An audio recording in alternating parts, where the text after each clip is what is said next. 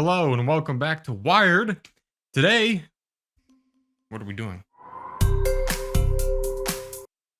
We're going to be investigating Google ads you should never click on. Welcome back to Wired. And have you ever seen one of those eccentric sponsored ads on Google search? Chances are, if you've ever searched up anything related to a product or a digital thing or a subscription, anything that really costs money, you definitely have seen one. And in a simple world, it should really only have one purpose: a space for brands or companies to advertise their product to you, safe and sound. But unfortunately, we don't live in a simple world. We live in a dark, dangerous world, which is why I'm making this very dark video. I just forgot to turn off light mode. Now, web searching, although unsuspecting, is actually really complex, and so many things go into the little algorithms that make up Google and all kinds of other search systems and their databases to determine what they're going to show on the results. And these things are not taken lightly, even going as far as there needing to be 500-page crash courses on SEO alone. But one way that you can just bypass all that jazz is just by simply paying for a little ad slot that's right up there above everyone else, using Google's own proprietary ad system called Google AdSense. And by doing that, you could literally just go onto the fast lane and get straight up to whatever the top of whatever search term or topic that you're trying to market yourself to. It's all available, so long as you have enough cash. And sometimes companies even advertise their own name above their own search term, which I'll never understand in any world ever, because it just doesn't seem to make any sense why you'd be paying out of your own money to advertise when someone's already directly looking you up. Please tell me if there's some secret corporate strategy to that, because I understand it's one thing to play 4D chess and then advertise your brand or company on top of a competitor's brand on your own search term. Like, I don't get that. But here at Wired, we don't stop at the surface. We go deep and dive into the very dark shadow epidemic that is basically growing larger and more deadly with these ads.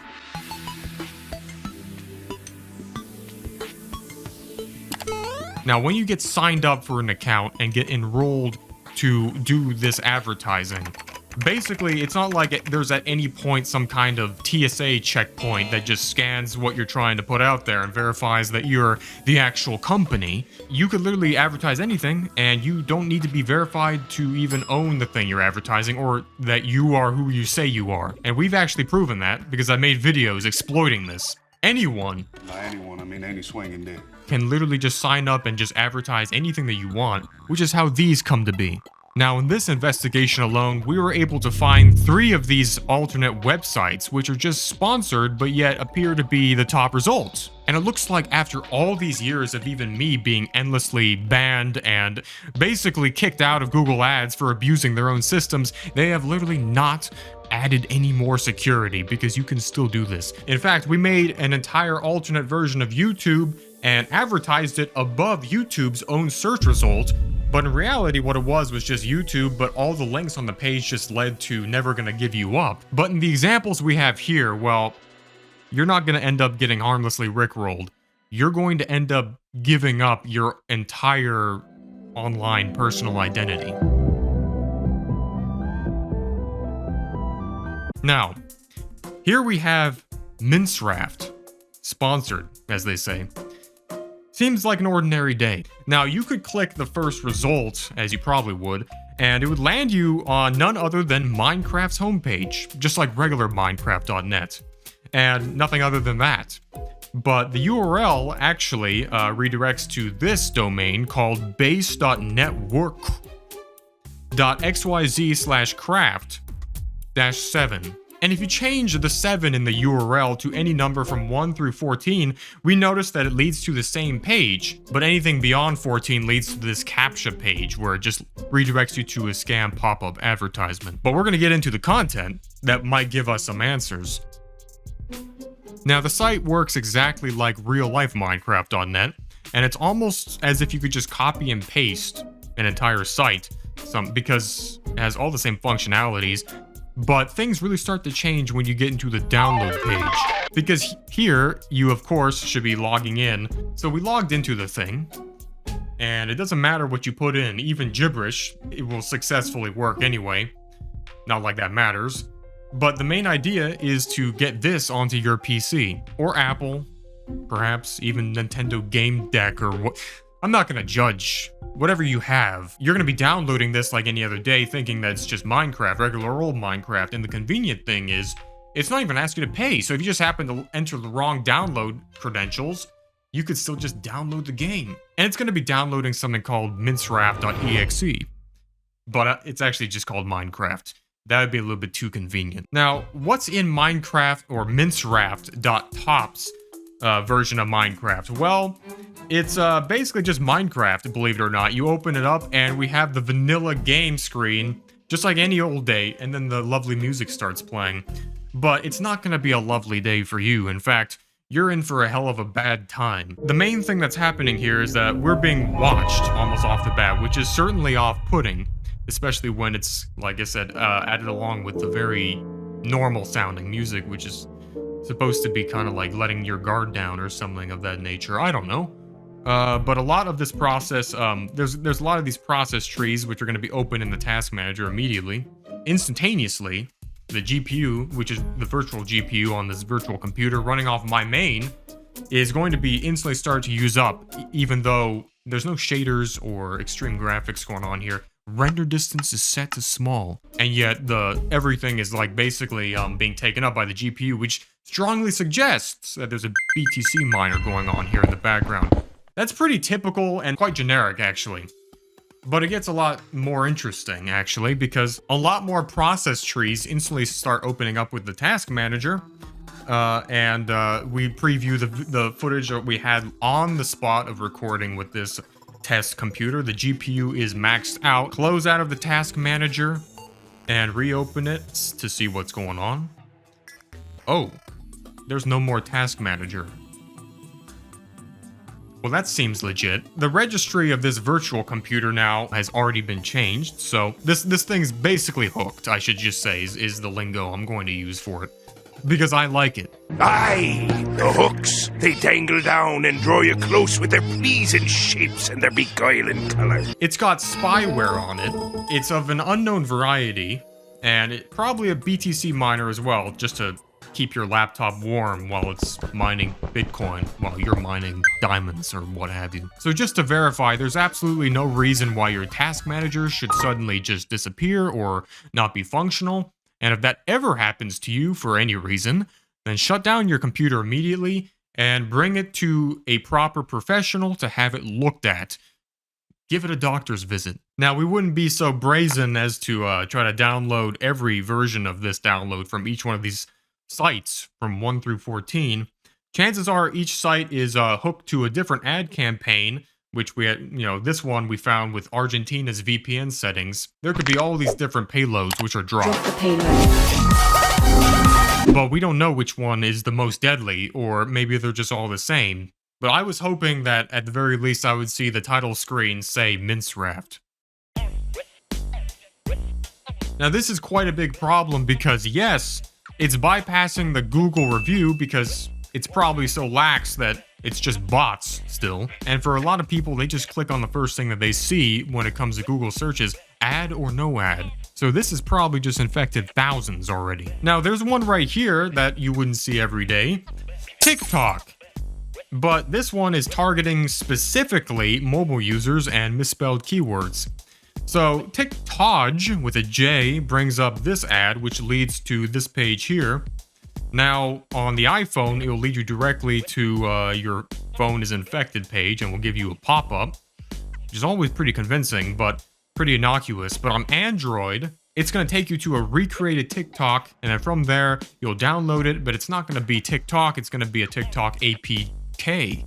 Now opening this up, we literally just have TikTok, but as I sign in, actually, it redirects me to a different page. Now, once you put those credentials in here, your TikTok will probably be converted into a scam page that we have, like, that's selling fake Temu products it's going to be basically turning your account into that with however many followers you have. But as far as the payload goes, we can't be too certain if it really does anything directly more devastating than this. So clearly this type of stuff is not even limited to some old-fashioned non-doom scrolling boomers.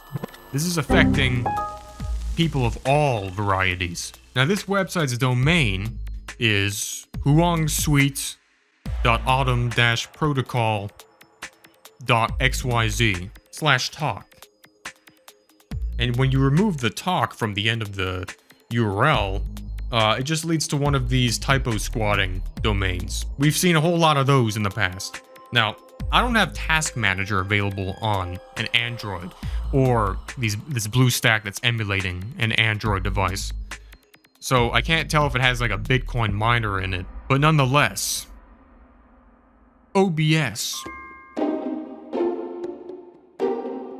OBS is called Open Broadcast Software, and it's hands down the most widely used software when it comes to recording anything. Sponsored, official OBS, we should be calling it the BS instead, just no O, and I think that'd be a little bit more accurate.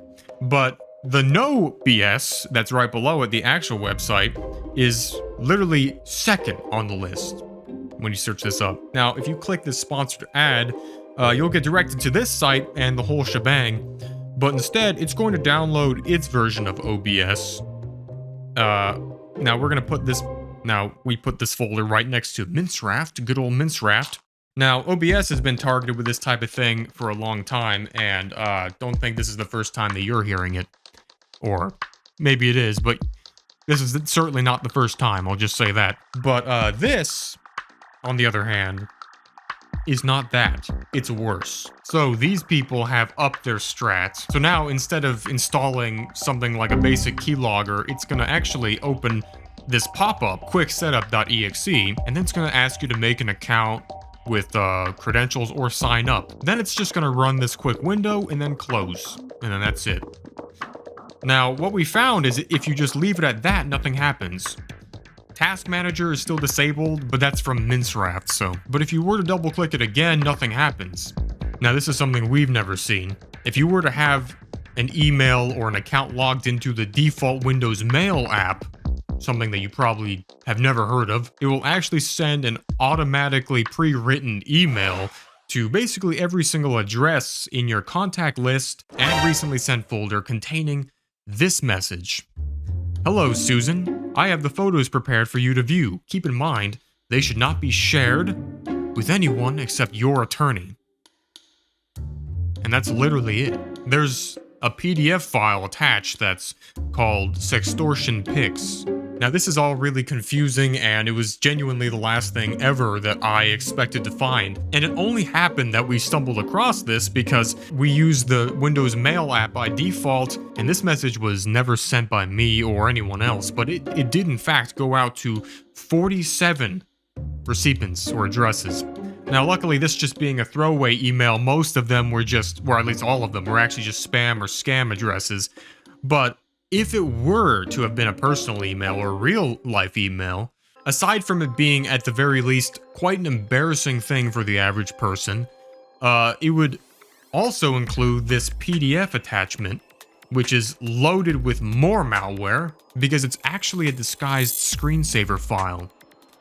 So, I don't even know what this does, but it's not good, which makes this thing an old-school chain letter email type virus or what have you. An I love you email attachment worm, as it were, but perhaps worse? Like I said, the task manager is already disabled, so I literally couldn't even have a chance to tell even if I wanted to.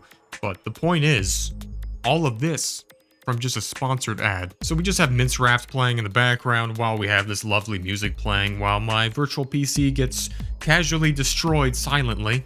I guess the only solution here is, well, at the very least, not use the integrated mail app for Windows, but also to be very prudent if you're gonna be going and clicking on the sponsored links in Google search. Look, there's really no reason in my mind why any company should be using paid ads on their search results anyway, and the ones that do Well, that's already pretty sus, so to be honest, it doesn't make any sense, and it shouldn't even be allowed in light of all this happening as well. So that's this episode of Wired. Thanks for watching. My name is Dallas, aka Infurness. I'll see you next time on the next episode of Scammer Geographic here on the Thetekkitrealm. Until then, stay vigilant, and goodbye.